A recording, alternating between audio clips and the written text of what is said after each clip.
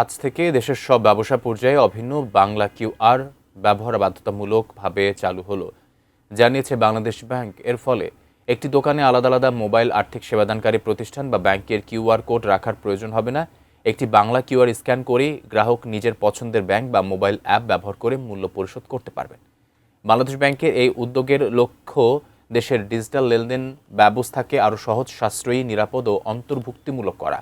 কেন্দ্রীয় ব্যাংকের নির্দেশনা অনুযায়ী শপিং মল, সুপার শপ, রেস্তোরাঁ থেকে শুরু করে ক্ষুদ্র দোকান ও ফুটপাতের ব্যবসায় সব পর্যায়ে ধাপে ধাপে বাংলা কিউআর চালু করা হবে।